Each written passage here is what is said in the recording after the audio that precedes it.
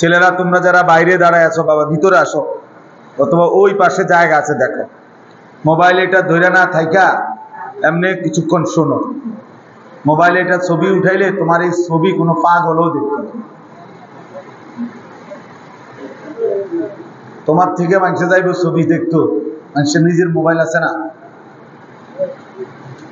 বেউকুফের মতো নিজে নিজে হাসে, নিজে নিজে ছবি উঠে। কি উঠায় এটাও কইতে পারবে না, কেন উঠায় এটাও জানে, যেটা পায় যখন যা পায়। কিছু ছেলে পেলের জীবন প্রতিবন্ধীর মতো, সারাক্ষণ ছবি উঠে, সারাক্ষণ ভিডিও করে, মানে কোনো কাজ নাই। কি করবে? যদি সিরা বাজতো তাইলেও অনেক সিরা বিক্রি করতে পারে, মুড়ি বাজলে মুড়ি বিক্রি করতে পারে, বাদাম ভাজলে বাদাম বিক্রি করেও অনেক পয়সা রোজগার করতে। দুর্ভাগ্য হলো যে বদনসিব, দুনিয়াও চিনে না, আখেরাতও চিনে না। দুনিয়াও চিনে না, আখেরাতও চিনে না। দুনিয়ার মেহনত করলে তো কিছু টাকা আসে, কিছু পয়সা আসে। আল্লাহ আমাদেরকে হেফাজত করে। জাফরি ভাই, এই ছেলেরা যারা দাঁড়িয়ে আছে ওদেরকে ভিতরে আসতে বলেন, আর নয়তো তো চলে যেতে বলেন, আর নয়তো চলে যেতে বলেন। তার কোনো জিলাপি দিত না, দাঁড়াইতে গেলাম।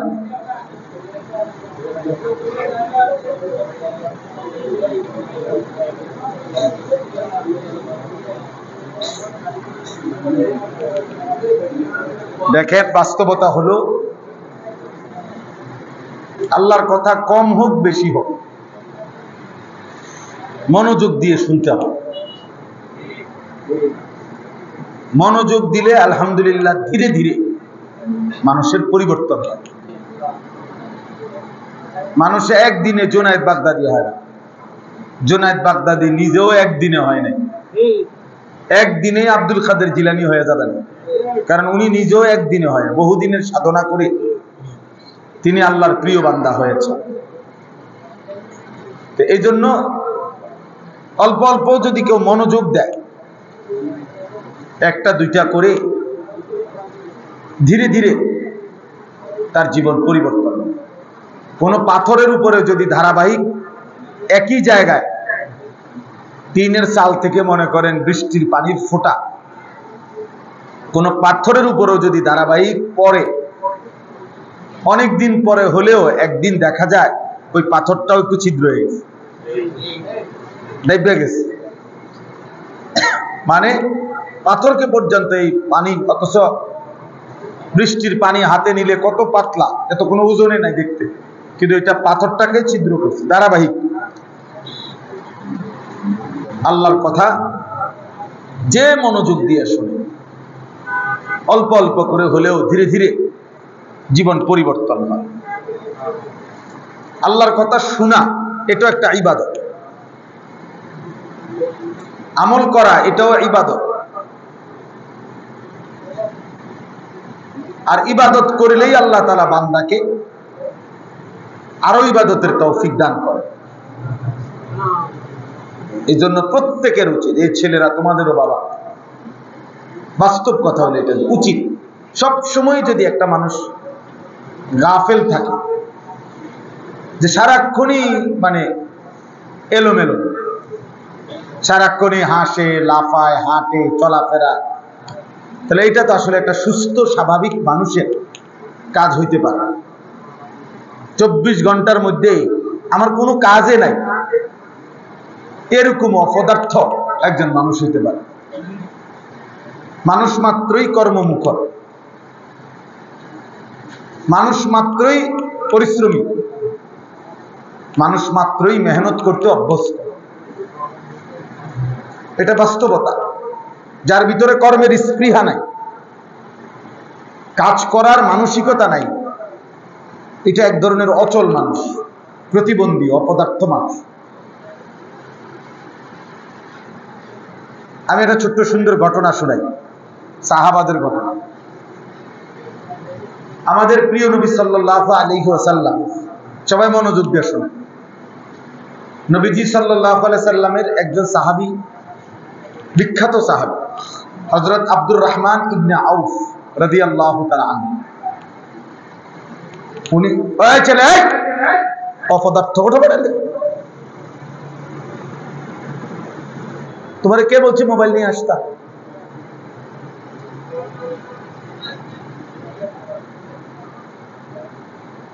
একজনও হাতে মোবাইল ধরে ভিডিও করবেন।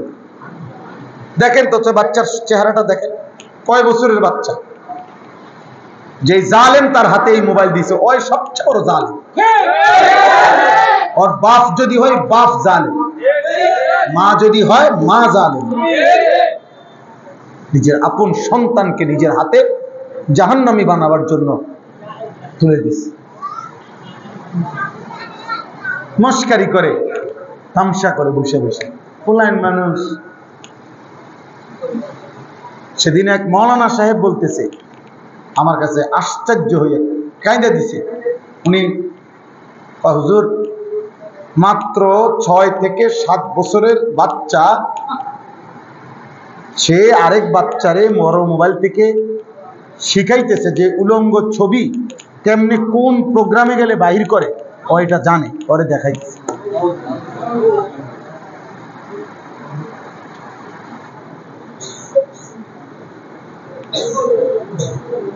বিবস্ত্র ছবি, 7 বছর বয়স হয় না। সমাজের অধঃপতন কোথায়? সমাজের অধঃপতন কোথায় নেমে গেছে?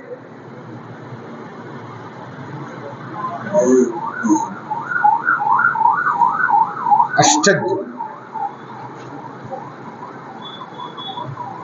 ঢাকা শহরে 14 বছর 15 বছরের ছেলেরা, মানে গ্রুপ সন্ত্রাসী, কিশোর গ্যাং, কিশোর এই বয়সী ছেলে, কিশোর বলে কারে? 28 বছরের মানুষের 14-15 বছরের বাচ্চাকে তো কি বলে? এরা আপনার কিশোর গ্যাং, মানে এদের অত্যাচারে, এদের সন্ধ্যা ডাইরেক্ট সাফাতি দিয়ে কোপ দেয়, রামদা দিয়ে কোপ দেয়, মানে তার চাইতে তার অস্ত্র লম্বা। হ্যাঁ,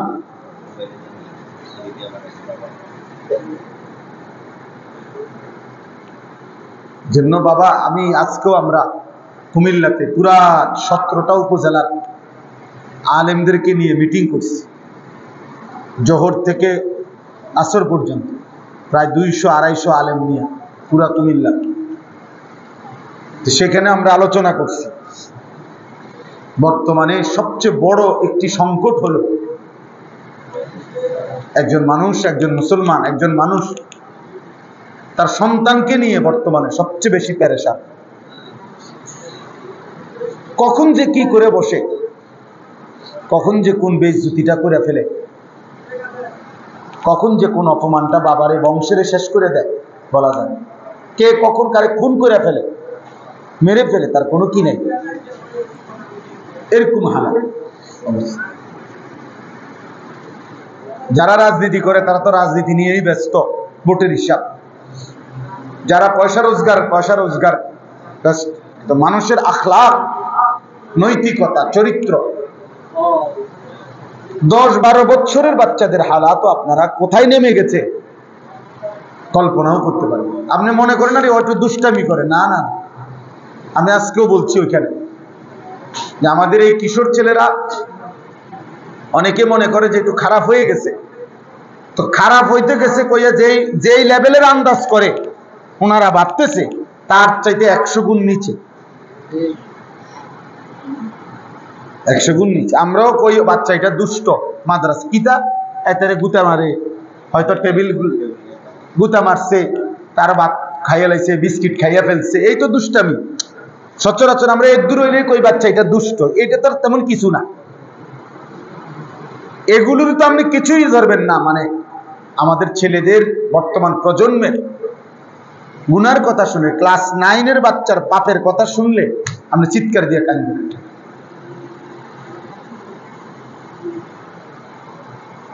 ক্লাস 8-এর বাচ্চার গুনাহের কথা শুনলে আপনি চিৎকার দিয়ে। আমি ব্যক্তিগতভাবে এই কিশোর নওজোয়ানের উপরে মেহনত করি আলাদা, এটা আমার একটা মিশন আলাদা, আমার এই নিয়ে আমার কার্যক্রম আছে আলাদা। এই জন্য আমি এটা একটু বেশি শুনি, জানি। আমার হোয়াটসঅ্যাপে বড় গ্রুপ আছে, আমার জিম্মাদারি আছে, আমার উস্তাদদের, আমার ছাত্র আলেম, যে সমস্ত কিশোর যুবক ছেলে, তাদের হালাত শোনায়। আল্লাহ আল্লাহ। তো বলতেছিলাম, হযরত আব্দুর রহমান ইবনে আউফ একজন সাহাবী। উনি নবীজি সাল্লাল্লাহু আলাইহি সাল্লামের বিখ্যাত সাহাবীদের মধ্যে একজন। বেহেশতের সুসংবাদ প্রাপ্ত যে 10 জন সাহাবীকে বলা হয় আশারায়ে মুবাশশারা, ওর মধ্যে একজন আব্দুর রহমান ইবনে আউফ। উনি ছিলেন মক্কার সাহাবী, মানে মক্কার অধিবাসী। তো নবীজি সাল্লাল্লাহু আলাইহি সাল্লাম যখন মক্কা থেকে হিজরত করে কই গেছিলেন? এই মদিনায়। তো যারা মক্কা থেকে গেছে নবীজির সাথে সাহাবা, ওনাদেরকে বলে মুহাজির। কি বলে? আর যারা মদিনার, নবীজির হাতে কালেমা পড়ছে, নবীজিকে সাহায্য সহযোগিতা করছে, মদিনার মানুষ, তাদেরকে বলা হয় কি? আনসার। আনসার। নবীজি সাল্লাল্লাহু আলাইহি সাল্লাম যখন গেলেন মদিনায়, তো এই মক্কার সাহাবীদের প্রত্যেকের সাথে মদিনার একজন করে একজনের সাথে মাতৃত্বের বন্ধন, যে তুমি তো তার ভাই, তোমার হাতে তাকে দিলাম, তার সুবিধা অসুবিধা, তার প্রয়োজন জরুরত সবকিছু তুমি খেয়াল করবে। মানে এভাবে সিস্টেম করে গ্রুপ করে একজন করে একজন মক্কার সাহাবীকে একজন মদিনার সাহাবীর সাথে কি বানায় দিছে নবীজি? ভাই ভাই বানায় দিছে। তাহলে চাপটা কমে গেল, আমি একজনের দায়িত্ব নিলাম, আমনে একজন আমনে একজন। আমাদের দেশে যুগ যুগ ধরে মাদ্রাসাওয়ালারা আগে সবচেয়ে বেশি জনপ্রিয় ছিল লজিং। এখন না আলহামদুলিল্লাহ বোর্ডিং চালু হয়েছে ব্যাপক। আগে এত কি ছিল না, বোর্ডিং। আগে তো গ্রামে গ্রামে কি খাইতো? লজিং থাকতো ছেলেরা। তার মানে প্রত্যেকে আগে ওয়াজ হুজুররা বলতো, আপনারা প্রত্যেকে যদি একজন বাচ্চা নিজেদের ঘরে নিয়ে আনেন, আপনাদের 5 জনের খানার লগে একজন বাচ্চা খাইলে তেমন আর কি হবে না, কষ্ট হবে না, কিন্তু বাচ্চাটারও পড়ালেখা হয়ে যাবে। আগে এটা লজিং প্রথা খুব ছিল। আমাদের টুমচর মাদ্রাসায় আমরা 4র্থ শ্রেণীতে, প্রাইমারি স্কুল থেকে আমি গিয়ে 4র্থ শ্রেণীতে ভর্তি ছিলাম টুমচর, জীবনের প্রথম, সেই 1992 সালে। তো তখন আমি নিজেই ছোট্ট মানুষ, তখনও আমি এই 4র্থ শ্রেণী পড়তাম মাদ্রাসায়, কিন্তু আমিও 4 জন বাচ্চা লজিংয়ে পড়াইতাম। আমি ছোট মানুষ, কিন্তু এরপরও খাইতে হইলে, চলতে হইলে, থাকতে হইলে আমি তো লজিং নিতে হইবে, এছাড়া কোনো সিস্টেম নেই। তা আমার মনে আছে, আমার লজিংওয়ালা মাগরিবের পরে বাড়ির থেকে, ঘরের থেকে একটু দূরে ছিল টয়লেট, সুপারি বাগানের কাছে। ওই লজিংওয়ালা, মানে লজিং বেটা আর কি, যে বাচ্চাদের বাবা, সবসময় উনি সাথে গেলে তো আমি বাথরুমে যাইতাম। আমি একলা যাইতে সাহস করতাম না, আমি নিজে ছোট ছিলাম, ভয় পাইতাম। উনি আমারে সবসময় ধরে নিয়ে যাইতেন। সুলাইমান ভাই আমার লজিং মাস্টার, এখনো জীবিত আছেন আলহামদুলিল্লাহ। আমি এখনো পারিবারিক ভাবে ওনার খোঁজ খবর রাখি। উনিও আমারে আপন সন্তানের মতো এখনো আদর করে, সেই ছোটবেলা। সুলাইমান ভাই, তো এই জন্য বললাম, এভাবে আর কি একজন করে নবীজি দিয়ে দিছেন। তো এই আব্দুর রহমান ইবনে আউফ, উনি মক্কার সাহাবী। তো উনাকেও নবীজি সাল্লাল্লাহু আলাইহি সাল্লাম মদিনার একজন আনসারী সাহাবীর সাথে ভাই বানায় দিয়েছেন। তো আজকে তো মেহমান হিসেবে রাখছে। 1 দিন বা 2 দিন পরে এই মদিনার আনসারী সাহাবী ওই মক্কার সাহাবীকে বলছেন যে, ভাই এই আমার হলো এই খেজুর গাছ, এই হলো আমার বাড়ি, এর দূর, আমার এই আসবাবপত্র যা আছে সব কিছু আমি তোমাকে অর্ধেক দিয়ে দিলাম, তুমি সব কিছু হিসাব করে অর্ধেক অর্ধেক বুঝে নাও, অর্ধেক তোমার অর্ধেক আমার। তো তখন এই সাহাবী আব্দুর রহমান ইবনে আউফ মুচকি হাসি দিয়ে ওই মদিনার সাহাবীকে বললেন যে আলহামদুলিল্লাহ ভাই, তুমি আমারে দিছো, আমি খুশি, আমি খুশি, তবে আমার এগুলো এখন লাগবে না, তুমি শুধু আমারে তোমাদের মদিনার বাজার, বাজার কোন দিকে, বাজারের রাস্তাটা দেখা যায়, আমার বাজারে নিয়ে চল।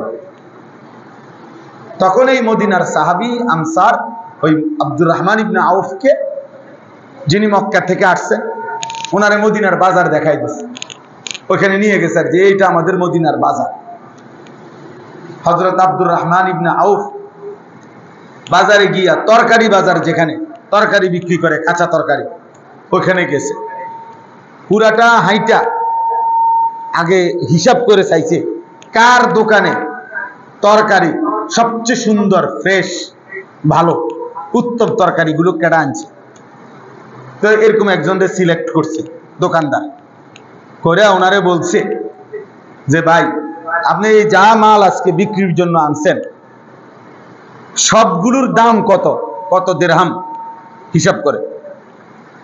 তো উনি একটা আইডিয়া করে হিসাব করছে, ধরেন 500 টাকা, কথার কথায় ধরে নিলাম যে এখানে 500 টাকার তরকারি, এটা কিন্তু আগে 1450 বছর আগের কথা, তাহলে কাজে 500 টাকাও কইছি তো অনেক। তো ধরে নিলাম আমি 500 টাকা, 500 দিরহাম। তো উনি তখন ওনারে বলছেন, ভাই আমি আপনার এই তরকারিগুলো 500 দিরহাম দিয়ে কিনলাম, কিন্তু এই তরকারিগুলো ধীরে ধীরে অল্প অল্প করে বিক্রি করতে তো আপনার কমপক্ষে 5-6 ঘন্টা সময় লাগবে, তো এই না আপনি 500 দিরহাম একসাথে পাইবেন, এই না? তাহলে আমারে ঠিক ওইটুকু টাইম, এই 5 বা 6 ঘন্টা টাইম আপনি আমারে দিবেন, ঠিক বরাবর 6 ঘন্টা পরে আইসা আপনার 500 টাকা আপনি আমার থেকে কি করবেন, নিয়ে যাবেন, আমারে শুধু এটুকু সময় দিবেন, এর দূরে। উনি বলছে ঠিক আছে, অসুবিধা কি, আমি বেশি তো টাইম লাগতো, তো আমি দিলাম টাইম। তখন উনি বললেন ঠিক আছে, তো আপনি রাজি তো? হ্যাঁ রাজি।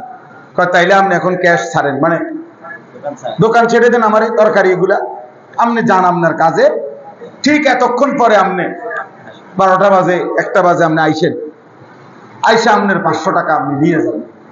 এখন হযরত আব্দুর রহমান ইবনে আউফ এবার তরকারি নিয়ে বসছে বিক্রি করতে, এবার ওনার না এগুলা, এখন উনি অল্প লাভে, অল্প একটু লাভ দইরা, কাস্টমার আসে ওনার দোকানে, এমনিও তরকারি ভালো, আর ওনার বলার ভঙ্গি এমন সুন্দর ছিল, কাস্টমারের বাপ হইলো এন থেকে মাল না কিনা যাইব, মানে বলা এত সুন্দর যে আপনার শুনলেই কি শান্তি কাস্টমার। তো ফলে অল্প সময়ের ভিতরে উনি এই তরকারিগুলো সব কি করে ফেলছে, বিক্রি করে ফেলছে, আর বিক্রি করে ধরেন ওনার 100 টাকা লাভ হয়ে গেছে। তাহলে উনি ওনার টাকা ওনারে দিয়ে দিছে, আর ওনার লাভের 100 টাকা নিয়ে উনি ওই সাহাবীর ঘরে ফিরে আসছে। এভাবে 2 দিন বা 3 দিন চেষ্টা করছে উনি, চেষ্টা করে 2-4 দিনের মাথায় ওনার নিজেরই এবার একটা 500 টাকার মতো পুঁজি হয়ে গেছে।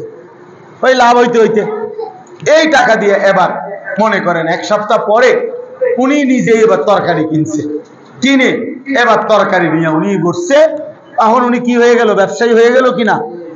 এরপরে এই সাহাবীটাই মদিনার মধ্যে হযরত ওসমানের পরে সাহাবাদের মধ্যে সবচেয়ে বড় বিত্তশালী সাহাবী, ধনী ব্যবসায়ী হযরত আব্দুর রহমান ইবনে আউফ। পরবর্তীতে বিশ্বাস করে কিতাবে আছে, পরবর্তীতে এই মদিনার বাজারে এমনও দিন গেছে, এই আব্দুর রহমান ইবনে আউফের চালান আসতো, মাল মদিনার বাজারে ঢুকতো। তো যেদিন আব্দুর রহমানের চালান আইতো, মাল আসতো বাজারে পুরা, তখন এমনও সময় গেছে 100 উট ধারাবাহিক মাল বোঝাই শুধু আব্দুর রহমান ইবনে আউফের মাল, 100 উটে বোঝাই। ওই সেই ব্যবসায়ী যে ওনার থেকে কি করছিল, প্রথম দিন এই কৌশলে মাল নিছিল। তাহলে আমার বলার উদ্দেশ্য হলো ওই কথাটা আমি বলছি, দিন নাই রাত নাই বাবার উপরে একটা ফোড়ার মতো, বিষ ফোড়ার মতো অনেক ছেলে এই জালেম মারেও কষ্ট দিতেছে, বাবারও কষ্ট দিতেছে। শুধু শুধু একটা তাগড়া শরীর, স্বাস্থ্য সুস্থ, কিন্তু হাইওয়ানে সারা দিন মোবাইল টিপা ছাড়া আর কিছু জানে না। আর কিছু কি যতক্ষণ পর্যন্ত মা বাবার উপরে সম্ভব খাইতে থাকে, অথচ সে ইচ্ছে করলে যেই কোনো ছোট কাজ করতে পারে। আমি ওই দিন বললাম একজনকে, ভাই যে কলমের মধ্যে আপনার কালি ঢুকায়, যে কালি কলম এই বল ফ্যানের ভিতরে, এটা মনে করেন এই কলমটার মধ্যে কালি ঢুকায় যে এগুলা সিস্টার ভিতরে, তাহলে এটা এই মেশিনটা এটা কোনো 10 লাখ টাকার মেশিন না, এটা অল্প কদ্দুর জায়গা হইলে অল্প কদ্দুর টাকার মেশিন।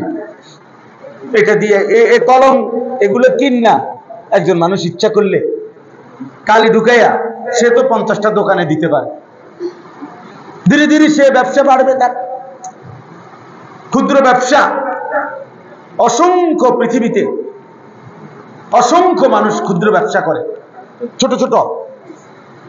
একদিন ঠিকই দেখা গেছে সে বড় ব্যবসায়ী হয়ে আছে।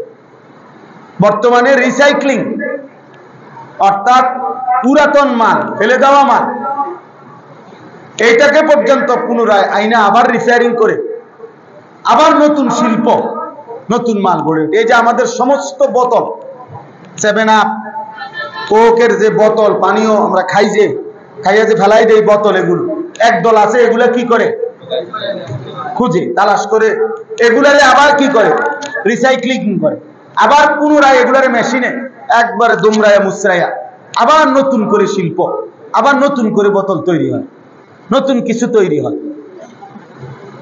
এটা মানে ফেলে দেওয়া জিনিস থেকেও বহুত বড় কিছু হয়।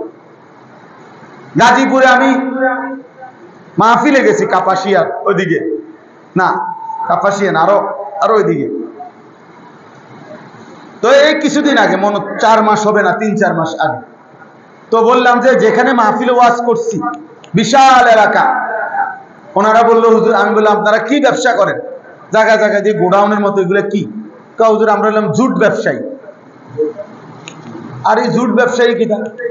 আমি বললাম জুট ব্যবসা মানে কি? মানে হলো হুজুর গাজীপুরে হলো বাংলাদেশের বিপুল পরিমাণ গার্মেন্টস ফ্যাক্টরি হলো কোথায়? গাজীপুরে। এই গার্মেন্টসের যে কাপড়, গার্মেন্টসের যেগুলো কাটা কাপড়, গার্মেন্টসে যে পণ্য বানায়, কাটা কাপড় আছে না, টুকরা টুকরা, ফেলে দেওয়া এই টুকরাগুলো তারা কি করে? সংগ্রহ করে এগুলো জুট মালারি, মানে অতিরিক্ত মাল, এগুলা কাপড়, টুকরা কাপড়, এই টুকরা কাপড় গুলোকে তারা বস্তাবন্দি করে এগুলা বিদেশে আমদানি রপ্তানি করে। এই ব্যবসা করে তারা এখানে বিশাল বাড়ি গাড়ি সব কিছু তারা বছরের পর বছর চলতেছে। তাহলে বলেন, মানুষ যদি মেহনত করতে চায়, আমি এই প্রসঙ্গটা এই জন্য বললাম, কথার প্রসঙ্গ আমার খুব আফসোস লাগে, এত সুন্দর সুন্দর ছেলে পেলে 16, 17, 18, 20 বছর, ওমা এটা অপদার্থ, সারাদিন চুল নিয়ে ব্যস্ত, পাগলের মাথা খারাপ, চুল এটারে হারা দিন এরকম করে কিটকিটি। আরে মাথা খারাপ যে তোর এইটাকে জানো নি, হে মনে এটাও জানে না, এর যে মাথা খারাপ এইটাও হে জানে, সেইটাও জানে না, কি করা উচিত এটাও জানে না, দুনিয়াও বোঝে না, আখিরাত তো বুঝেই না। এই জন্য সবসময় এটা বলি, আর নাফরমান, পাপী, আল্লাহর অবাধ্য, এ দুনিয়াও বেওকুফ, আখিরাতও বেওকুফ। গাফেল, গাফেল অনেক বড় ক্ষতিকর। গাফলত মানুষকে অকর্মণ্য বানায় দেয়, যার জীবনে কোনো কাজ নাই, সে কিছুই করে না, বসে রয়েছে। আজকে 2 বছর ঘুরে কি গরো খা, বিদেশ যাইতে, বিদেশ যাইতো করে, তো বিদেশ যাইতে কি গরুর লাগেনি? বিদেশ কি বাংলাদেশের ভিতরে নি? তুই গরু খা, বিদেশ তো বিদেশের জায়গা না, এ ঘুরতেছে, কোনো কাজ নেই, শুধু মোবাইল টিপে আর এই বন্ধুদের সাথে আড্ডা। জামা বদলাইলো, গেঞ্জি বদলাইলো, শার্ট বদলাইলো, চুলের ফ্যাশন বদলাইলো। আফসোসের ব্যাপার, আমাদের প্রজন্ম সব দিক থেকে অকর্মণ্য হয়ে যাচ্ছে। না দুনিয়াবি ক্ষেত্রে আমরা আগাইতে পারছি, আখিরাতের ক্ষেত্রেও আমরা পিছিয়ে যাইতেছি। সব দিকে মনে হয় যেন দুশ্মন কৌশল করে আমাদেরকে বিনোদন, খেলাধুলা, আমাদেরকে নাচ গান, অশ্লীলতা, বেহায়াপনা, অসভ্যতা, এই বেহুদা কাজ করবে এইভাবে লাগায় দিছে আমাদেরকে সবচেয়ে বেশি। গোটা পৃথিবীতে আপনার আশ্চর্য হবেন, আমেরিকার কোন বিশ্বমানের ক্রিকেট খেলোয়াড় নাই। বলেন একজন ক্রিকেট খেলোয়াড়ের নাম আমেরিকার নাই। ফুটবল আছে নামকে বাঁচতে, বিশ্বমানের কোন আমেরিকান মানে আমেরিকার ক্রিকেট খেলোয়াড়, ওরা এত লম্বা সময় দেয় না, ওদের দরকার উপার্জন। ইসরায়েলের উল্লেখযোগ্য কোন খেলোয়াড়ও নাই, শিল্পী মিল্পি তানো নাই, এগুলো নিয়েও তাদের ব্যস্ততার টাইম নেই। তাদের 24 ঘন্টার ফিকির মুসলমান কিভাবে ধ্বংস করবে আর গোটা পৃথিবীর অর্থনীতি কিভাবে নিজেদের হাতে নিবে। এই হলো ইহুদিদের ষড়যন্ত্র।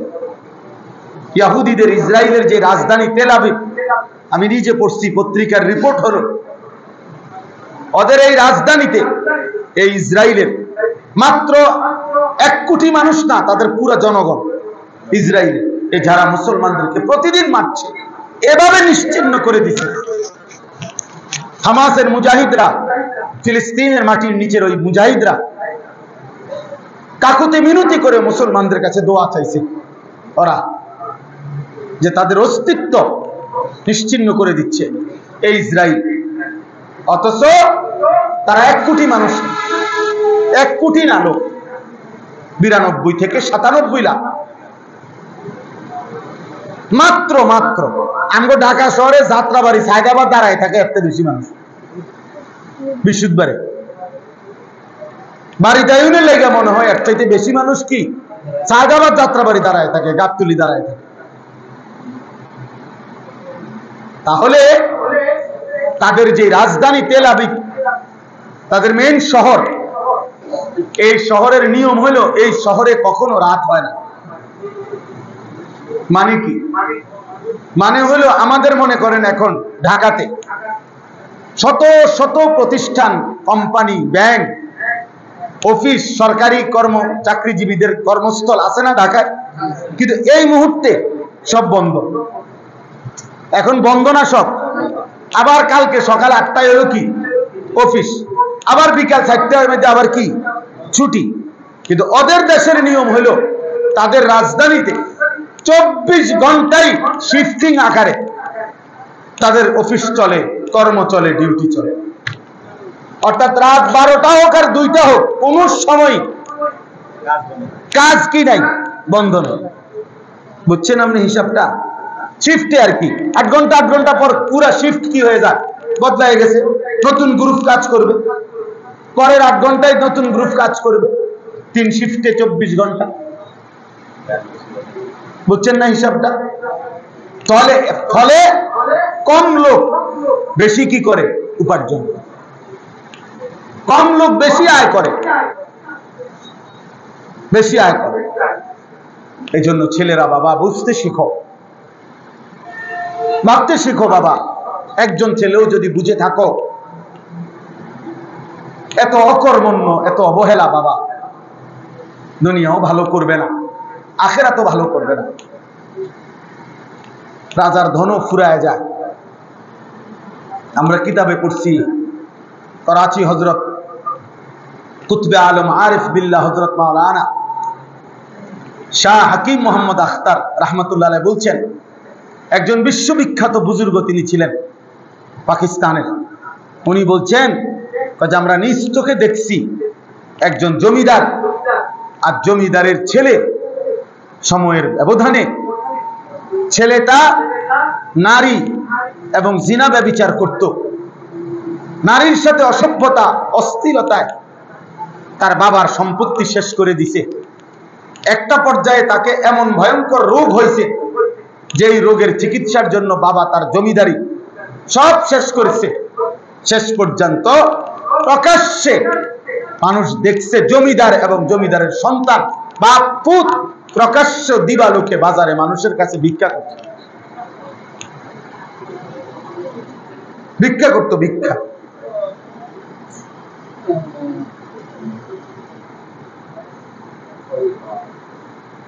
আজকে এখনকার এই ছেলেগুলো শুধু টিক্কা রয়েছে। মনে রাখেন, আমাদের এখনো যে শেষ বয়স্ক লোকের একটা সাইজ এখনো বাকি রয়েছে। এখনো বাপ দাদা যারা এখন যাদেরকে বাবা বলে দাদা বলে 40-এর উপরে 50-এর, ওরা কঠোর পরিশ্রম করে বড় হয়েছে। বুঝেন না আপনি কথাটা? মনে করেন এই চাষা আপনাদের আমল, আপনাদের ছোটবেলা অভাব ছিল, গ্রামে অভাব ছিল মানুষের। পানি ভাত খাইয়া কি করতে তো সংসারের কাম করছে, পান্তা ভাত খাইয়া। আমি তো আমার পুরা মনে আছে, আমি নানার বাড়ি দাদার বাড়িতে যে পান্তা ভাত খাইছি, মামার লগে ক্ষেতের কোনায় এই ক্ষেত রুইতে আছে তাগর লগে একসাথে বৈশা মরিচ ভর্তা দিয়া যে পান্তা ভাত খাইছি, আমার একটা কসম পুরা মনে আছে। তাইলে এরা কঠোর পরিশ্রম করে উনাগো সময়টা ছেলেবেলাটা পার করে আসছে, এখনো আছে উনারা। এই জন্য উনাদের ওই উপার্জনের যা কিছু রয়ে গেছে এগুলো এরা এখন ভোগ করে। কিন্তু এরা যেভাবে এদের বয়সটা পার করতেছে, এদের হাতে যখন পরবর্তী আরেকটা জেনারেশন হবে আগামী 20 থেকে 30 বছরের ব্যবধানে, এরা যখন বয়স্ক হয়ে যাবে 40, 50, 60 বছরের, তখন বুঝবেন অভাব কাকে বলে।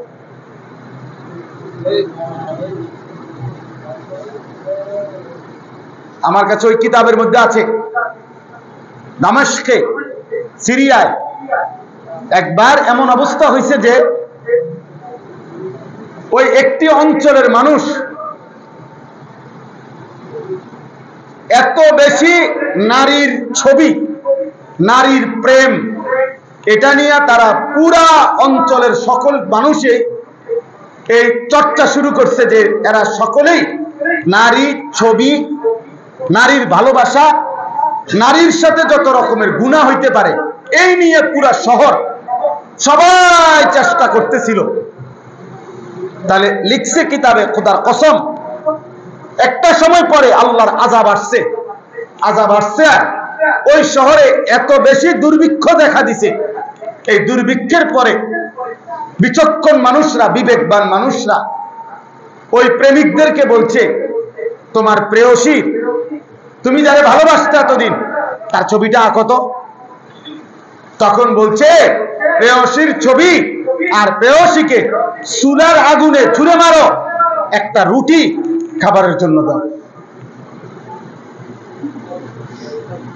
আমার কাছে ওই কিতাব আছে। অর্থাৎ এই নারী ছবি, এই অসভ্যতা, এই অশ্লীলতা, এই বেহায়াপনা একদিন এরা হোক আর এদের পরবর্তী সন্তান হোক, কাউকে না কাউকে বিপদগ্রস্ত করে ফেলবে, বিপদগ্রস্ত করে ফেলবে, অভাবে ফেলে দিবে। গুনাহ মানুষকে ধীরে ধীরে, তাফসীরে মাআরিফুল কোরআনে আছে, যেই কোন সুদখোর, যে নিয়মিত সুদ খাইতো, কসম আল্লাহর, ওইখানে কিতাবে লিখছে পরবর্তী 70 বছরের ব্যবধানে অবশ্যই সুদখোরের পরিবারের মধ্যে অভাব দেখা দিবে এবং সুদখোরের পরিবার অভাবের কারণে নিশ্চিহ্ন হয়ে যাবে। বাবাই হয়তো বুক করে গেছে, ফুতেও হয়তো আরো কয়দিন বুক করে গেছে, নাতির বেলায় আইসা আর কিছু নেই।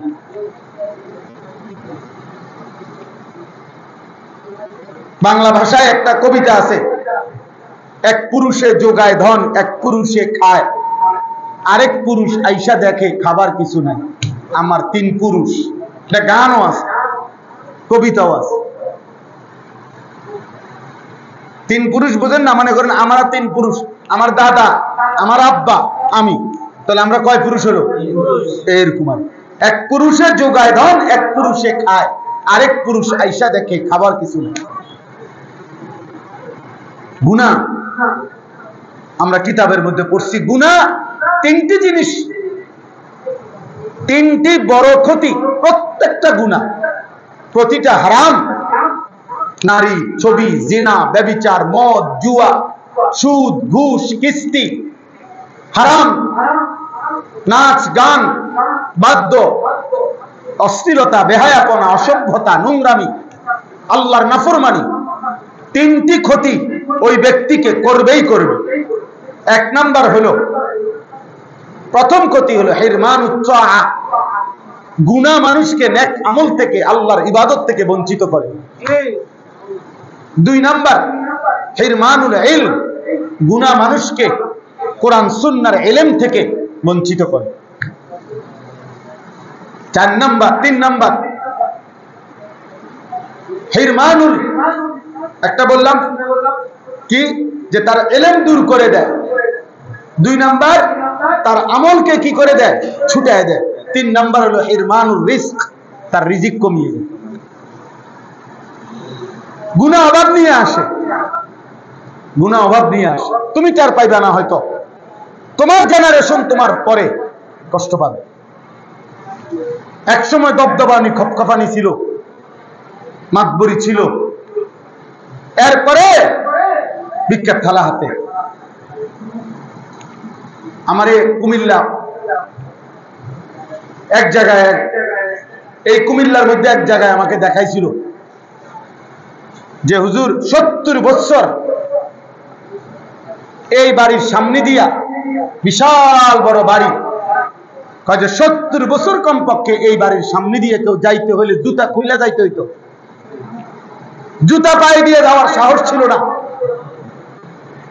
কিন্তু আজকে 70 বছর পরে ওই বাড়ি সামনে কয়টা গাছ ছাড়া আর কিছু নাই, এখন কুত্তা ঘুমায়, কুকুর ঘুমায়। এজন্য গুনাহ ছাড়তে হবে। আজকে আমার মূল বক্তব্য এটাই, আপনারাও ছাড়তে হবে, আপনাদের সন্তানদেরকেও গুনাহ থেকে ফিরাইতে হবে। শয়তানের রাস্তা, গুনাহের রাস্তা, না হলে এই জাতি টিকবে না, এই জাতি টিকবে না। আমাদের উপরে আযাব, গজব, মুসিবত, আমাদের ছেলেদের এই অব্যাহত, মেয়েদের এই অব্যাহত নাফরমানির কারণে এখনো টের পাচ্ছেন না। এখনো গলিতে গলিতে, গ্রামে গ্রামে আলহামদুলিল্লাহ খাইয়া না খাইয়া কিছু আলেম ওলামা মসজিদ মাদ্রাসা দ্বীনি ফিকির করতেছে, দ্বীনি ফিকির করতেছে। কিন্তু একদিন দেখবেন এগুলোও বন্ধ হয়ে যাবে, একদিন এগুলোও বন্ধ হয়ে যাবে। যেই হারে ছেলে মেয়ে, নারী পুরুষ বেনামাজি, অভাব আসবে। ফজরের নামাজের মুসল্লি কই, 5 ওয়াক্ত নামাজের মুসল্লি কই? যে মানুষগুলো জুমার নামাজ পড়ে এক সপ্তাহ, এই মানুষগুলো পুরো এক সপ্তাহে বাকি নামাজগুলো কেন পড়ে না? কারো কোনো ফিকির আছে?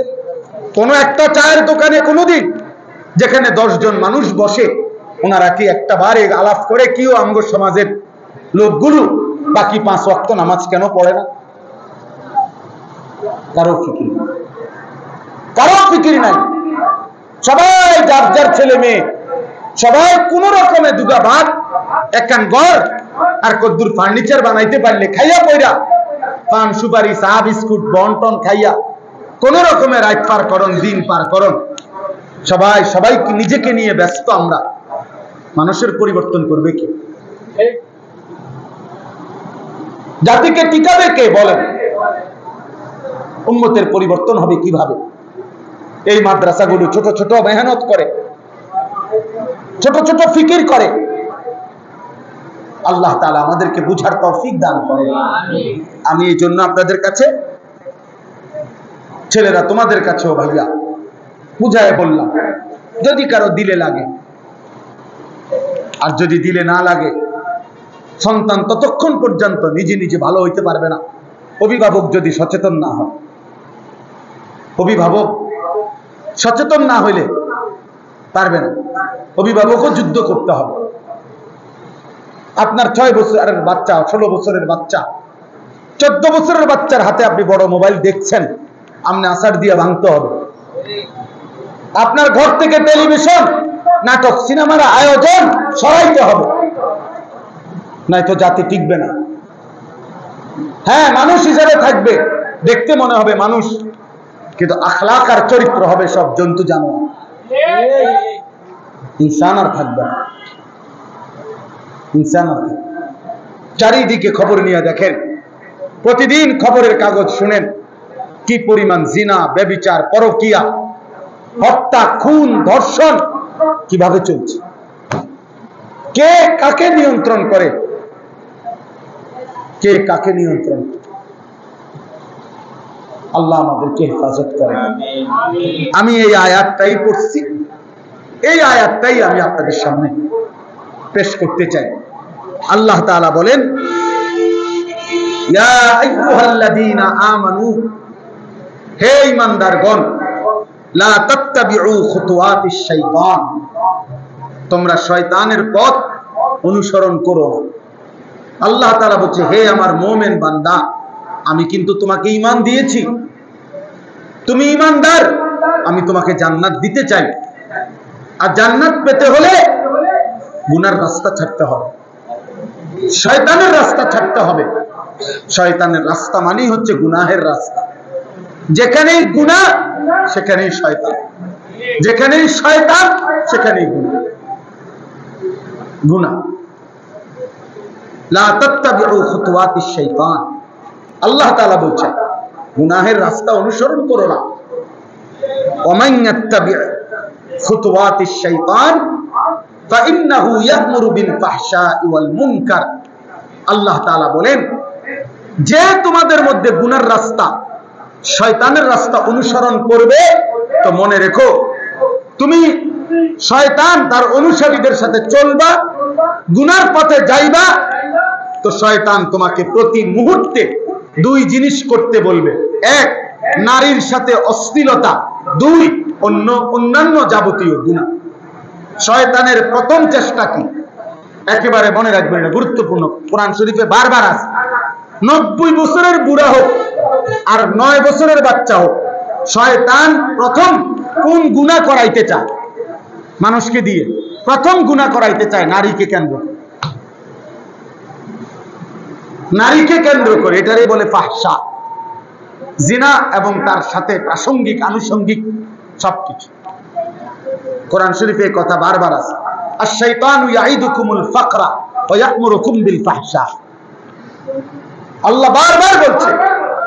এজন্য দেখেন 90 বছর, 80 বছর, 70 বছরের বুড়া, চা দোকানে, টেলিভিশন চলে, নাটক, সিনেমা, রাক্ষসের মতো বুড়া, শরীরের মধ্যে একটা জোড়া দাড়ি নাই, কিন্তু এখনো নারী দেখে, নাচ গান দেখে, নর্তকীর ছবি দেখে। কারণটা কি? কারণটা কি? শয়তান নারীর আকর্ষণ থেকে বুড়ারও ছাড়ে না, বাচ্চারও ছাড়ে না, বাচ্চাকেও ছাড়ে না। এইটা আল্লাহ এখানে বলছে। শয়তানের প্রথম চেষ্টা, আমাকে হোক আপনাকে হোক, হুজুর হোক পাবলিক হোক, সবাই দিয়া নারীর গুনাহ করাইতে চায়, নারীর গুনাহ করাইতে চায়, ফাহশা। হ্যাঁ হ্যাঁ, অসংখ্য। সেদিন আমাকে একজন বলল, যুবক ছেলে, প্রতিষ্ঠান থেকে তার নাম কাইটা দিছে, সে না সরি তাকে প্রতিষ্ঠান থেকে শাসন করছে, মোবাইল রাইখা দিছে তার। সে প্রিন্সিপালের কাছে গিয়া বলতেছে, আমার মোবাইলটা আমার দিয়ে দেন, আমি আপনাদের এখানে পড়বো। তারপরেও আমার মোবাইল আটকায় রাখতে পারতেন না। আমি প্রয়োজনে প্রতিষ্ঠান ছেড়ে দিলাম, পড়ালেখা ছেড়ে দিলাম, কিন্তু আমার মোবাইল থেকে আমার বিচ্ছিন্ন করলে আমি আত্মহত্যা করি। ও মা ছেড়ে দিতে রাজি, ও বাপ ছেড়ে দিতে রাজি। আশ্চর্য হবে, আশ্চর্য হবেন, বহু পাঞ্জাবিওয়ালা শতবার প্রতিষ্ঠান বদলাইছে মোবাইলের আসক্তির কারণে।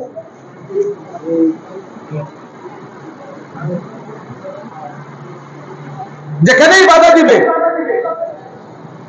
মোবাইল না, মোবাইল হলো মেইন জিনিস। এটা যেখানে নিরাপদে চালাইতে পারবো আমি সেখানে আছি। আহা, আমাদেরকে আল্লাহ তাআলা এই মোবাইলের জন্য সৃষ্টি করছে।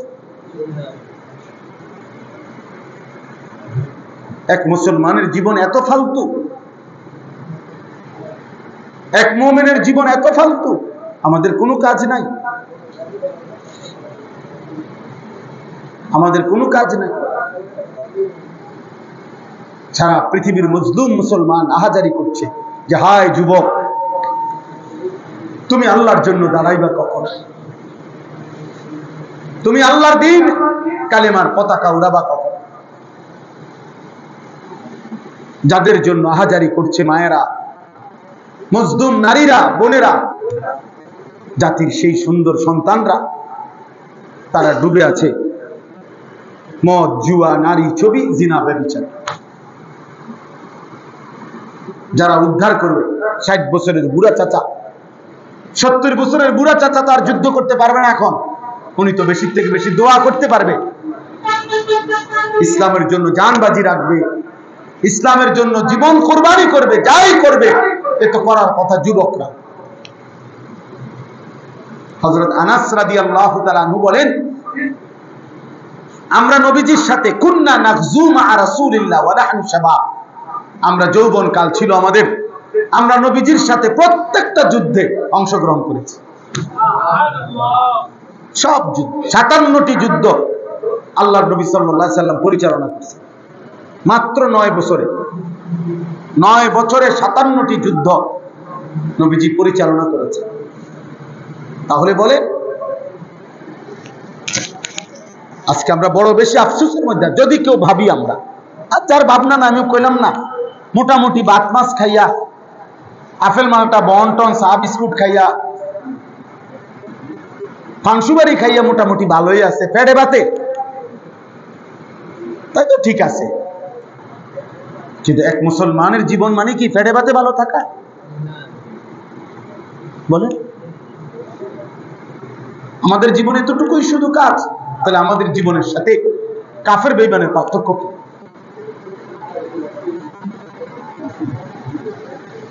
পার্থক্য কি? এই সমাজের পিছিয়ে পড়া মানুষগুলোকে কে ফিরাবে? পার্বত্য চট্টগ্রামের 3টা জেলায় বাংলাদেশের 10 ভাগের 1 ভাগ, রাঙ্গামাটি, খাগড়াছড়ি, বান্দরবান, গোটা বাংলাদেশের 10 ভাগের 1 ভাগই হলো এই 3 জেলা, আর বাকি 9 ভাগ হলো 63 জেলা। তাহলে কত বড় ওইটা? এটা পুরাটা আপনার প্রতিদিন প্রতি ঘন্টায় সেখানে খ্রিস্টানরা ওই অঞ্চলের মানুষগুলোকে খ্রিস্টান বানাচ্ছে, খ্রিস্টান মিশনারি। উত্তরবঙ্গে 8টা জেলা, রংপুর বিভাগে, আমি গত বছর দিনাজপুরে 1 চিল্লা পুরো সময় লাগাইছি তাবলীগের সফরে দিনাজপুরে, আমি নিজ চোখে দেখছি, পুরা 40 দিন ছিলাম উত্তরবঙ্গে। তখন আমি নিজ চোখে দেখছি শুধু একটি জেলায় দিনাজপুরে 560টার উপরে খ্রিস্টানদের গির্জা। বাংলাদেশে বলে প্রতিদিন খ্রিস্ট ধর্ম বানাচ্ছে।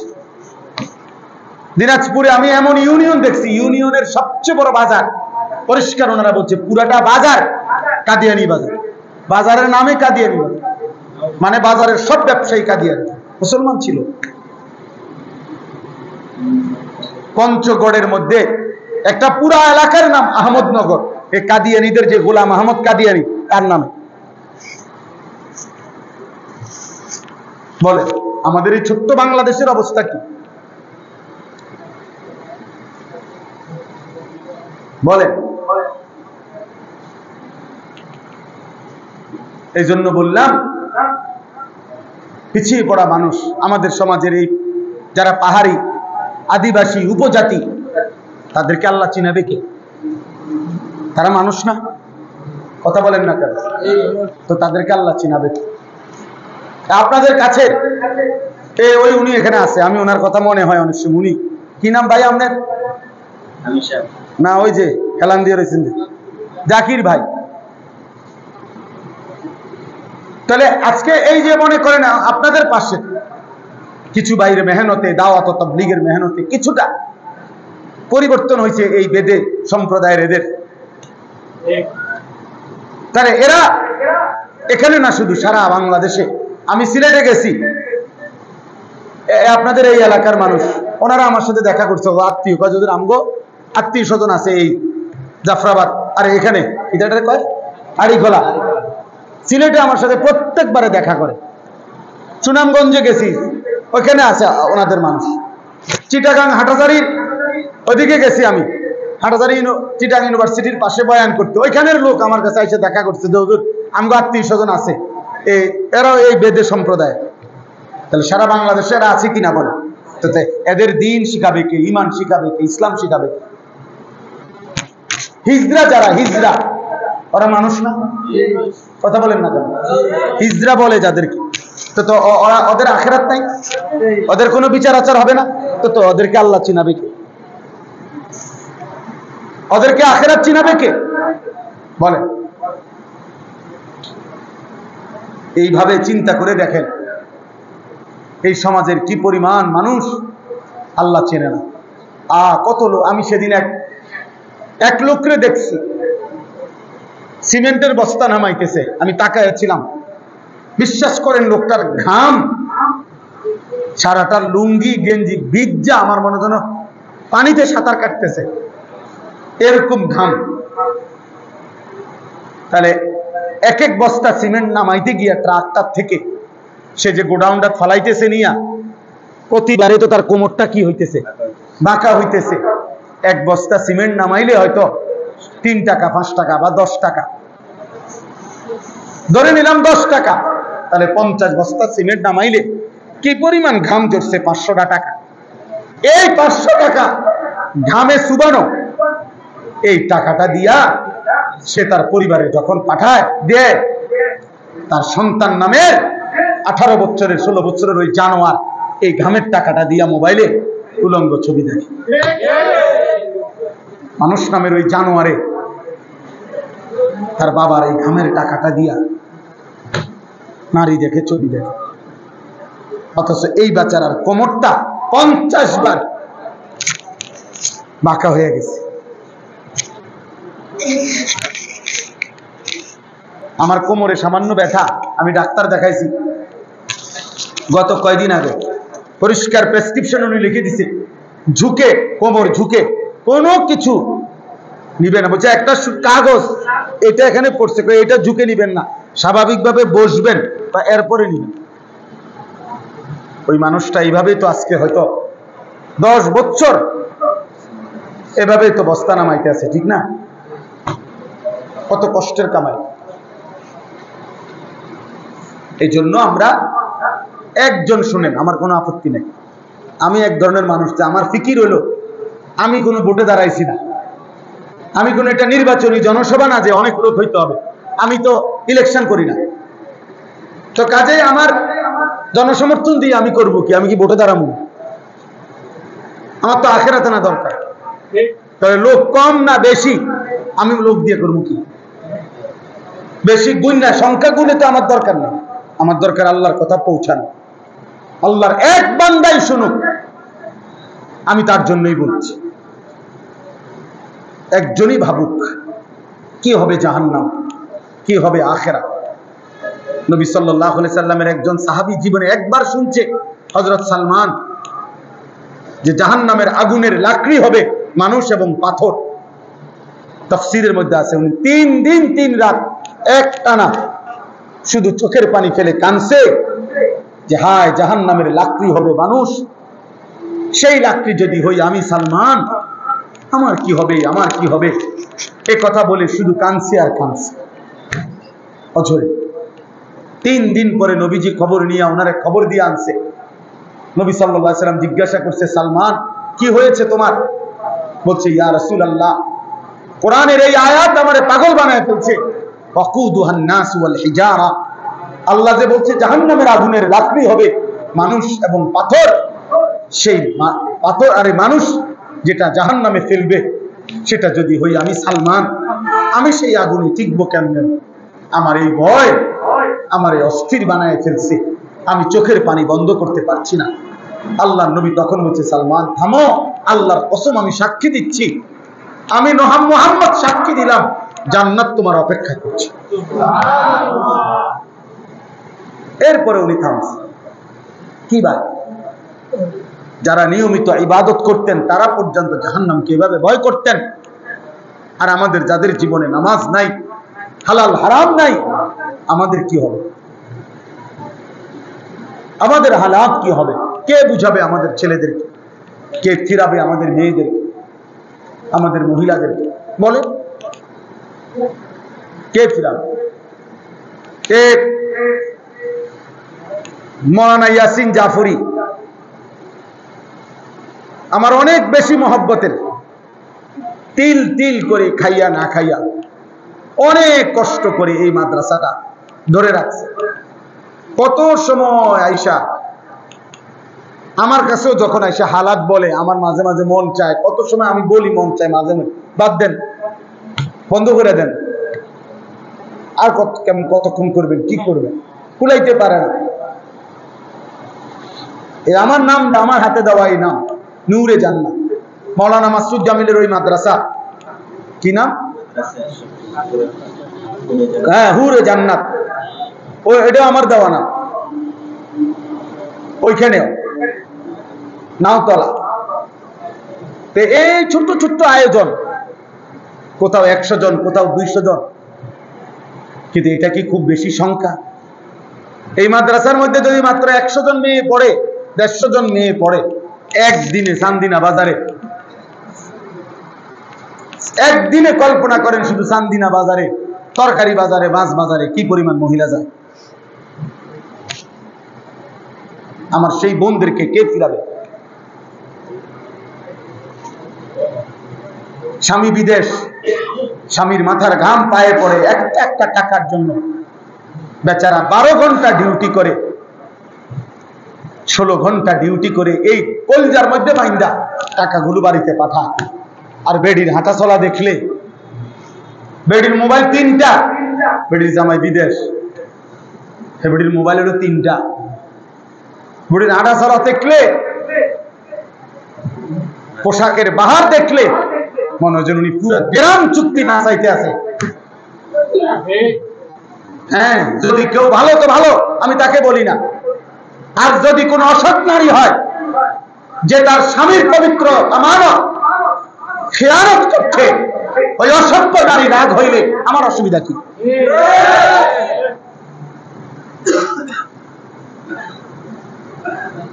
বলবে যে সবাই কি খারাপ? আমি কইছি না আপনারা সবাই খারাপ, কথা বোঝেন নাই আমার কথা। আপনি চাইতেন কা? আপনি চাইতেন কেন? আপনি ভালো হইলে তো আপনারা বলছি না, আপনার গাছ লাগলো কেন? বোঝেন নাই আমার কথাটা? সবাই অসৎ না। সবাই যদি অসৎ হয়ে যেত তো চাঁদ উঠতো না। সবাই অসৎ হয়ে গেলে সূর্য উঠবে না। এটা আল্লাহর ওয়াদা। জমিনে যতক্ষণ পর্যন্ত একজন আল্লাহ আল্লাহ বলনেওয়ালা থাকবে, ততক্ষণ কি হবে না? কিয়ামত হবে না। তাহলে সবাই যখন, হাদিসে আছে, একই সময়ে সকলেই যখন অসৎ হয়ে যাবে, শিরারুল খালক, নিকৃষ্ট, তখন ইসরাফিল ফু দিবে। মানে এমন একটা সময় হবে যখন আর একটা লোক আল্লাহ এটা আর বলে না।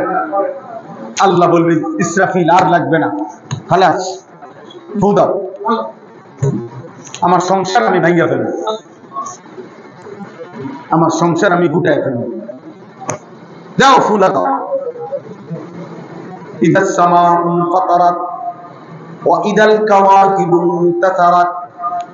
রব্বুল আলামিন বলে আসমান কাচের মতো চুরচুর করে ভাঙবে, তারকারাজিগুলো খসে খসে পড়বে। ওয়া ইদাল বিহারু ফুজ্জিরাত, সাগর নদী সব জায়গার পানিগুলো টকবক করে উতরাইতে উতরাইতে গরম পানির মতো বাষ্প আকারে শূন্যে মিলায় যাবে।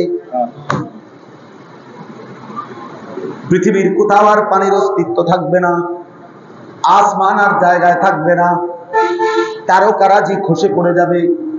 ওয়াজুমিয়া শামসু ওয়াল কামার, সূর্য চন্দ্র এক হয়ে যাবে। ফাইদা বারিকাল বাসার, মানুষের চোখ উল্টে যাবে। প্রতিটা মানুষ চিৎকার করবে আর বলবে ইয়াউমাইদিন আইনাল মাফার। একজন আরেকজনকে চিৎকার করে বলবে বন্ধু পালাবো কোথায়? কাল্লা আলা ওয়াজার। আল্লাহ বলবে বান্দা জিজ্ঞেস করে লাভ নাই, আজ কোথাও আশ্রয় নাই। আজকে সব জায়গায় ভূমিকম্প শুরু হয়েছে, সারা পৃথিবী সারা জমিন একসাথে কাঁপতেছে। ইন্না জালজালাতাস সাআতি শাইউন আযীম। আল্লাহ বলে বান্দা কিয়ামতের ভূমিকম্প বড় ভয়ানক। এখন তো দুনিয়ার একদিকে ভূমিকম্প হয় আর একদিকে স্থির থাকে। সামান্য ক্ষণিকের 2 সেকেন্ড, 1 সেকেন্ড, 3 সেকেন্ডের ভূমিকম্প হয়, আবার থেমে যায়। রব্বুল আলামিন বলে মাটির উপরের একটা পাতা পর্যন্ত যতক্ষণ মাটির নিচে না যাবে ততক্ষণ পর্যন্ত অনবরত জমিন ভূমিকম্প হতে থাকবে।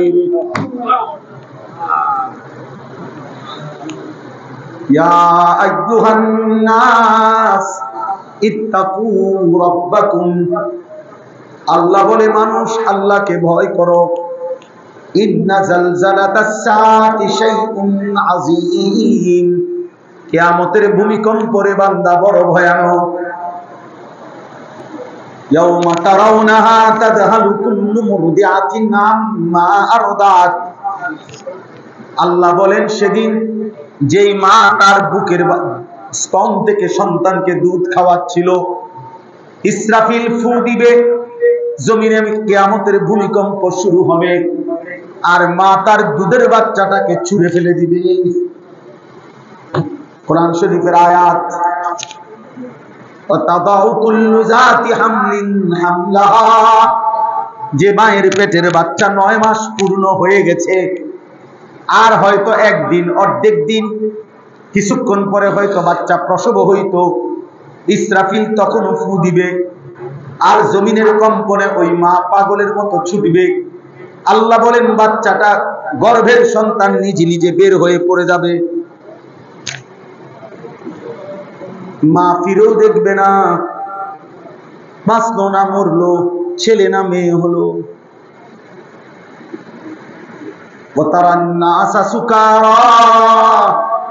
আল্লাহ বলে সবগুলো মানুষ মাতাল মাতাল হয়ে যাবে।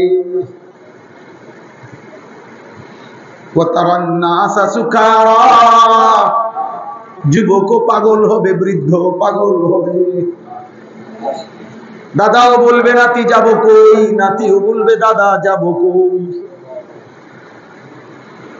সবাই বলবে কারোই তো ঠিকানা জানা নাই।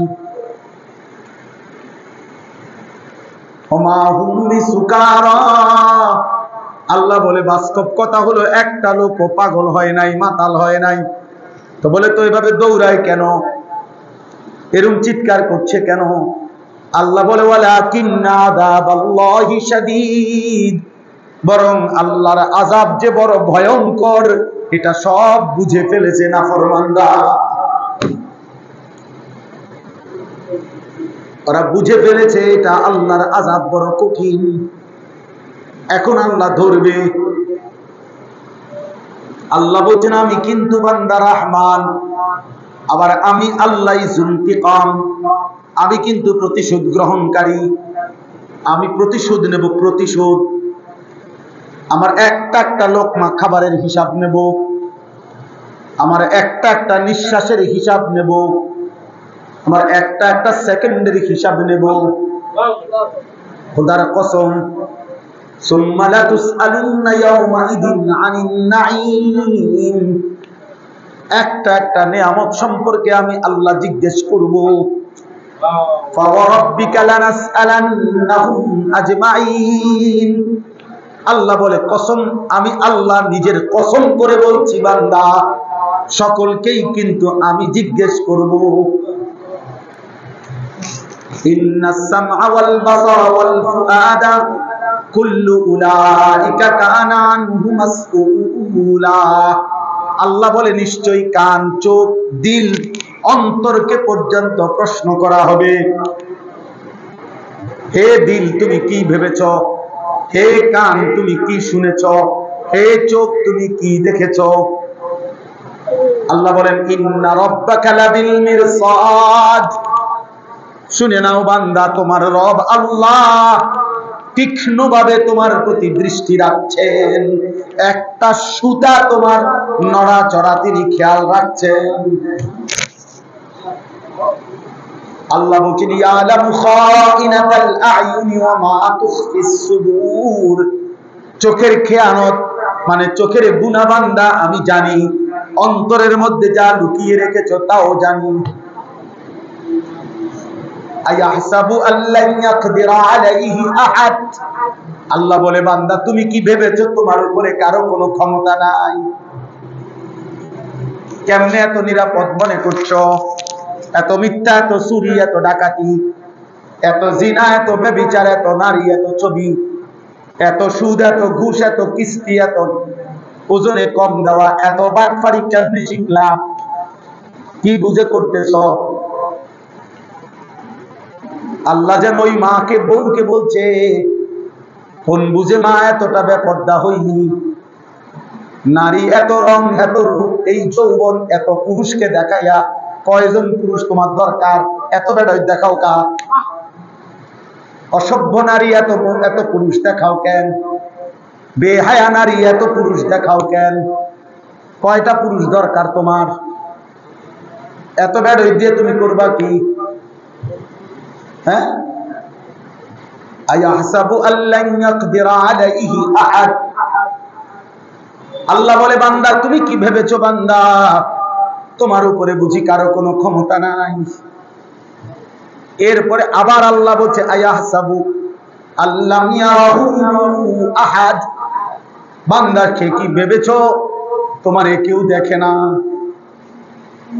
লাইট নিভাইলে বুঝি আমি আর দেখি না?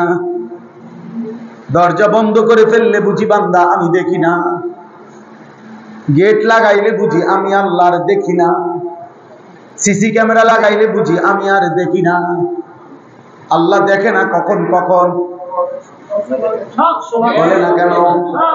বলো না বাপ, আল্লাহ দেখে না কখন কখন? আল্লাহর ক্ষমতা নাই কখন কখন? আলাম ইয়ালাম বিআন্নাল্লাহা ইয়ারা। আল্লাহ বলে না ফরমান সে কি জানে না তার আল্লাহ তাকে সারাক্ষণ দেখে। ওয়া হুয়া মাআকুম আইনামা কুনতুম। আল্লাহ বলে বান্দা তুমি যখন যেখানেই থাকো আমি তো তোমার সাথেই আছি। আল্লাহ বলেন ওয়া নাহনু আকরাবু ইলাইহি মিন হাবিলিল ওয়ারিদ। তোমার গর্দানের সাথে যেই রগ যেটা ছিঁড়ে গেলে তুমি মরে যাইবা তৎক্ষণাৎ, আমি আল্লাহ তোমার সেই রগের চাইতেও কাছাকাছি। আল্লাহ বলেন ওয়া মা তাকুনু ফি শা'নিন ওয়া মা তাতলু মিনহু মিন কুরআনিন ওয়া লা তা'মালুনা মিন আমালিন ইল্লা কুননা আলাইকুম শুহুদান ইদ তুফিদুনা ফি। আল্লাহ বলে বান্দা তুমি যখন যেখানেই থাকো, তুমি আমার কোরআন যখন যেটুকুই পড়ো, তুমি যখন যেই আমলই করো, যখনই আমল করো, যখনই ভালো কিংবা মন্দ করতে থাকো, আমি কিন্তু তোমার সামনেই উপস্থিত থাকি। ইল্লা কুননা আলাইকুম শুহুদান, শাহিদ আমি তো আছি, আমি তো দেখি, আমি তো উপস্থিত। কেমনে আড়াল করবা? ওমা ইয়াযুবু আর রাব্বিকা মিন মিসকালি যাররাতিন। আল্লাহ বলে তোমার রবের দৃষ্টি থেকে এক বিন্দু পরিমাণ গোপন থাকবে না। আল্লাহ মাফ করে দেন।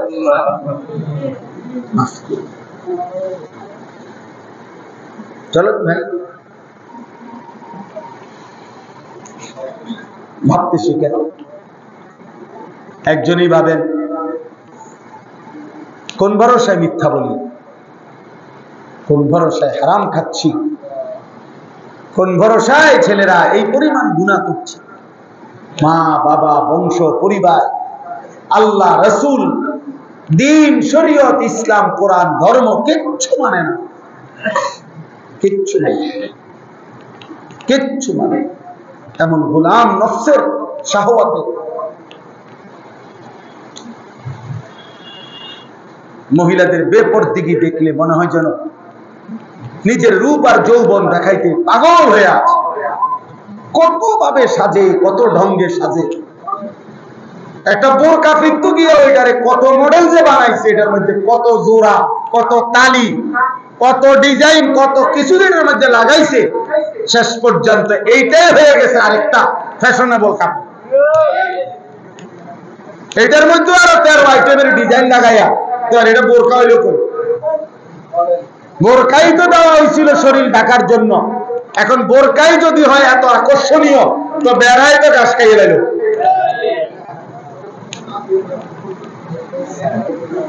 বেড়ায় ঘাস খাইয়ে ফেললো না, তো এখন পাহারা দিবে কি দিয়া? আল্লাহ আমাদেরকে হেফাজত করেন।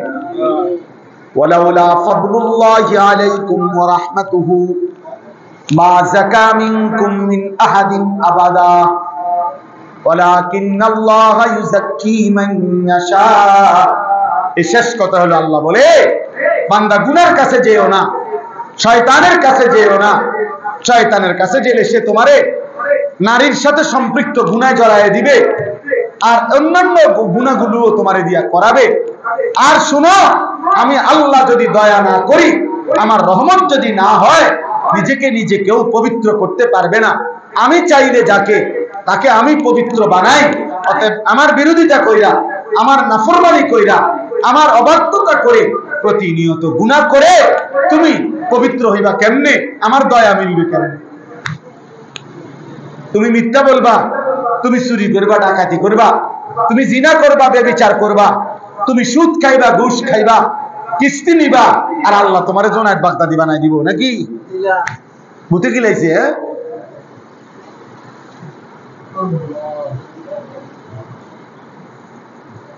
আশ্চর্য।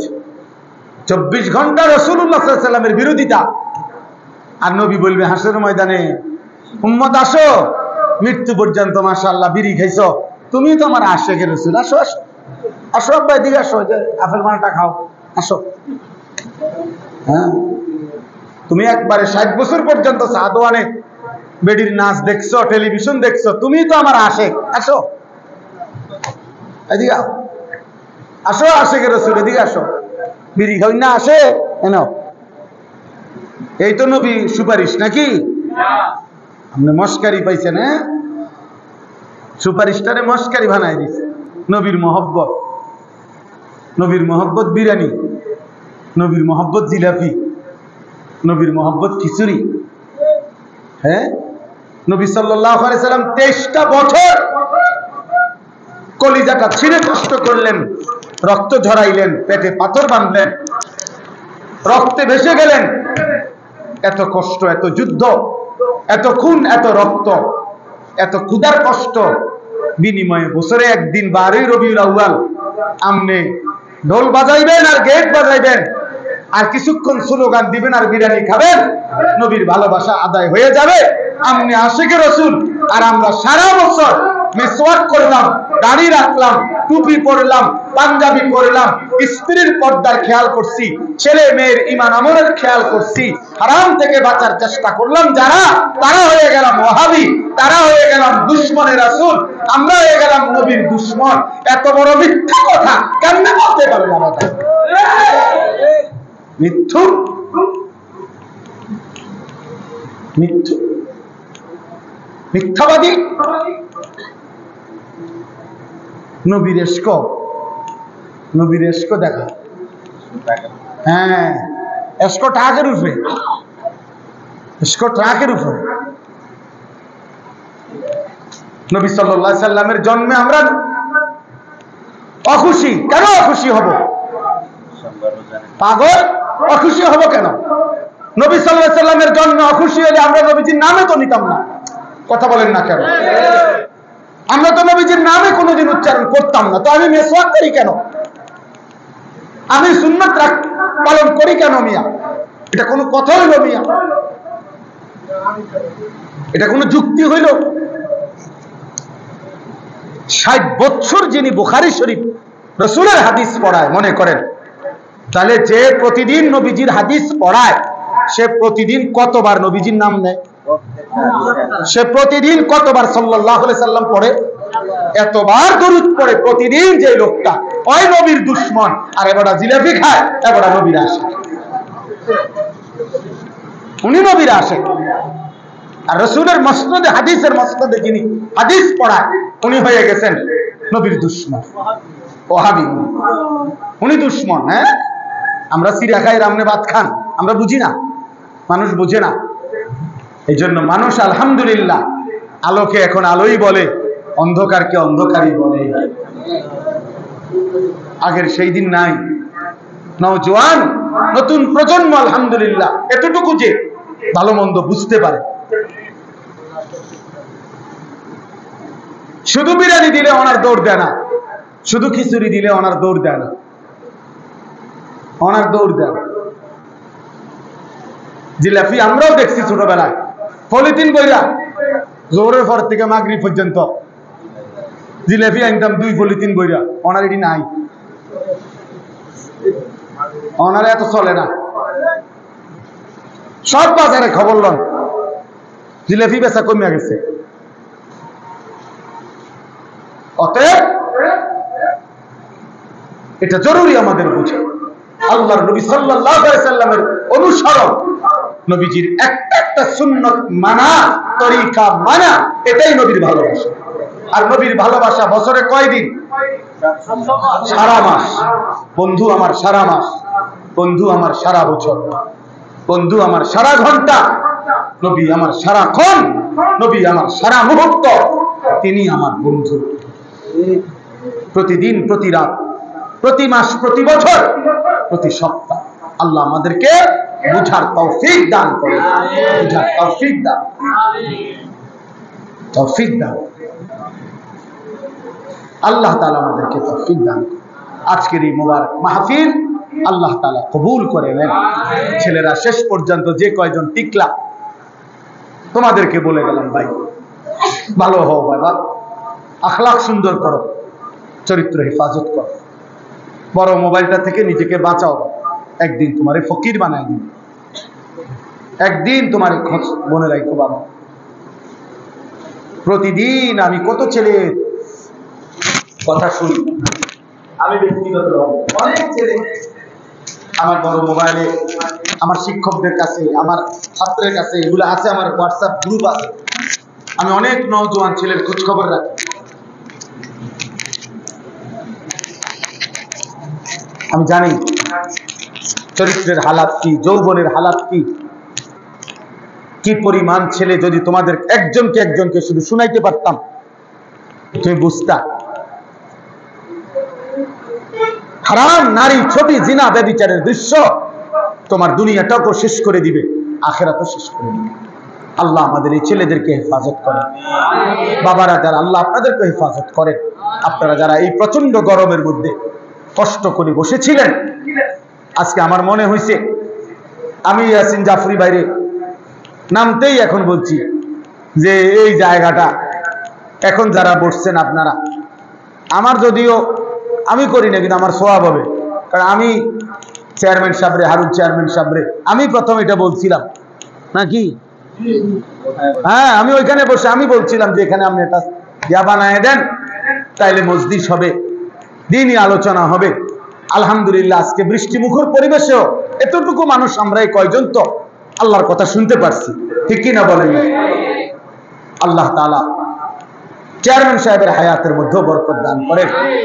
আল্লাহ তাআলা এই মাদ্রাসাটা কবুল করে নেন।